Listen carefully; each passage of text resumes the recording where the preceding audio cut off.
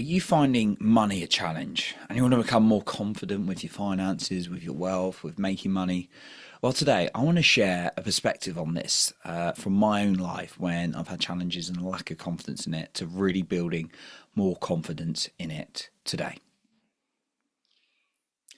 Now, I've had so many times in my life where I've had ups and downs with money. It's like I've been in debt. I've been in places where I'm just like really worried about like where the next bit of business is going to come from, and I've had that lack of worth of believing I could have it. And like, oh, it's really really hard, life, and all those kind of things, right?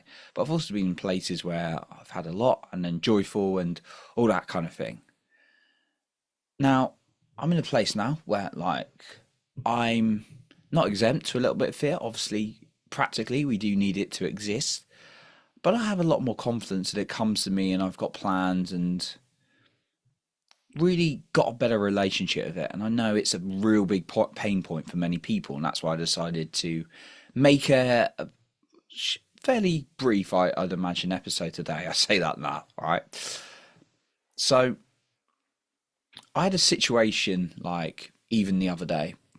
And I won't go into it too personally, but it was something where in the past me, where I had to go to the bank and have a conversation with them, and the past me, something had happened that I sorted right away, but the past me would have gone like, oh my God, kind of thing, right? But this me was like, okay, that's happened, right? Let's do this, this, and this, right? Cool, right, no problem. And I was just so confident. I was calm and I was just celebrating that, right? And the thing is, I've been in a place I've got to be so certain, like, oh, survival, oh, this is life or death, and all that kind of thing. Now, obviously, you need money to buy food and live off, right? But I think money is genuinely very important. Like, it gives you a tool to do lots of things. It's not the be all and end all, of course. Like, other people are very important, right? It's not. I don't want money just to like. I want money for growth and contribution personally, my own growth, and then being able to contribute and give to other people. And obviously I'll buy things nice for me now and then, but not too much because I have plans and things like that, right? And how I invest it in all those kind of things. But it's often linked so much to survival, we get so fearful about it. So I wanted to share a perspective on this today and some just tips that have really helped me become more confident with it, because maybe you're like so fearful about like every single bit of it. And as someone who's previously been in sales, I've definitely seen fears of money a lot and been on the other end of that as well and buying stuff. So here are my tips around becoming more confident with money. So number one, look at your stories around money and write a new one. What do you want to believe? Like money is abundant and it's infinite and I can get it at any time. That's a very good belief to have. So that's a really powerful one to start off with. Like, so if you've got something you want to look towards, like what do you want to believe about money, that's a really good starting point. And the second point is dive in and destroy the old ones. So maybe you believe money is scarce, or like money doesn't go on trees, or money's really really hard to make. I had that belief for many years of my life. Why is that absolutely bullshit? Why is that crap, right? So you could have seen someone who makes it effortlessly, or maybe you just suddenly got a check to you sent to you one day. That would show evidence that money can come to you effortlessly.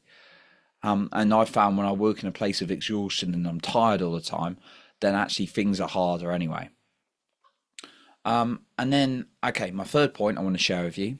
So those are kind of more the psychological element in terms of it. So identifying a new money story and looking at the limiting ones you've got, being very honest with yourself on why they're absolute rubbish. The third thing is know your numbers, right? You do pray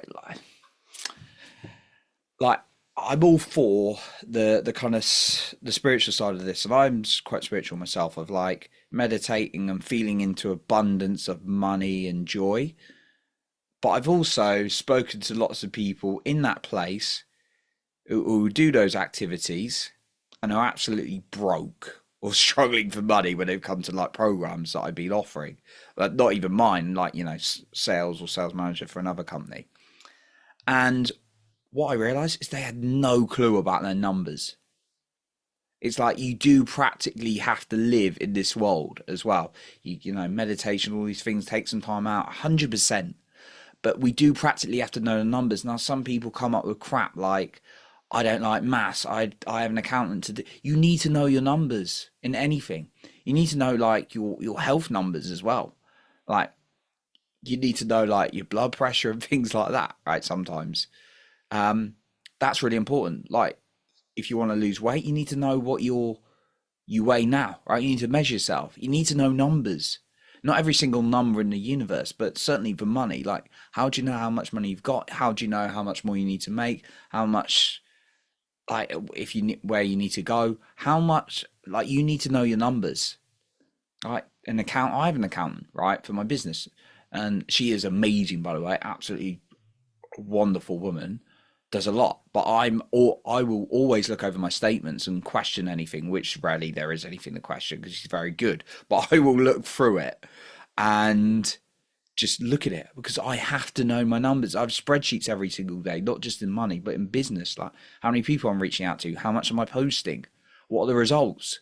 You've got to know your numbers. I'm really passionate about this. Like I am very fortunate that I do enjoy maths, but like if you look at the best entrepreneurs, they know their numbers, and you may not be an entrepreneur, but like, and you may not want to be. That's totally cool, right? I'm not saying that, but like, even in career and your day to day, you gotta know your numbers, right? That's a really key one, right? Get good at it, right? Okay, my fourth point in becoming more confident with money is budget and invest, right? So some people like everyone's got a different approach, but for me, it's about knowing each month what I'm spending, what I'm putting away in savings, what I'm going to invest in terms of my personal growth, but also into things like stocks or in the future like property and things like that that are going to create some kind of like that create streams, right? I've done various things in the past, right? But understanding what you're going to put in like savings and what you're going to put in like investments and things like that, but minimizing risk, knowing what you're going to do and not, putting all your eggs into one basket is a big one that I've found in terms of knowing what my budget is. Even having a food budget, that really increased my confidence. And then the final point, and I'm very passionate about this one. There's some points I get very passionate about. Learn from people who were very, very, very, very, very good with money. Like not people who were not or average, right? Because what I've noticed about mainly in society, we just hear what we've been always taught and always programmed. So the typical status quo is like go to the bank, get a mortgage, and then just pay your mortgage off over like 30 years, right? That's the standard thing I typically hear. Not all the time, but very regularly, right? But that's often people, who are doing okay, sometimes struggling, and in all due respect, they're not multi-millionaires, right? I don't do that because I'm aiming for higher, right? And it's no judgment. But it's like listen to people who you think, and like again, I'm not like, well, I didn't, I'm not a financial advisor or anything. I can't tell you what to do, but there are people out there. But if I was to get a financial advisor, I'd make sure they were absolutely killing it with their money. And unfortunately, I believe, you know, people aren't always selling what they're living, are they? We so what I would say as well is learn from someone really good. Like I learn a lot from Grant Cardone. I learned a lot from Tony Robbins. These guys are like close to a billion. I think Grant Cardone could argue he is a billionaire, right? But if I'm learning from these people as opposed to what like everyone else who's like earning like an average salary and they're just sort of paying their bills and kind of things saying there's going to be a difference. Like Grant's like, don't buy a house, right? He's like, invest in assets. He's like, you could get like loans and stuff like that in order to create more assets. That's the kind of place he's coming from to win, to grow his income, as opposed to others like play it safe, get a mortgage, all this kind of thing. So again, I'm not saying what's right or wrong, but if you're taking, and this applies across any area of life, if you're taking guidance or view from someone, look at their results and ask yourself honestly, are those the results that I want to get?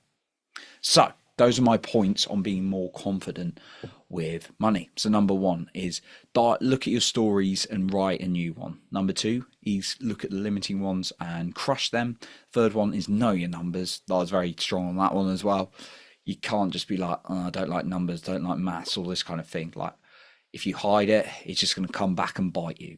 All right, number four is budget and invest, learning what that is clearly for you.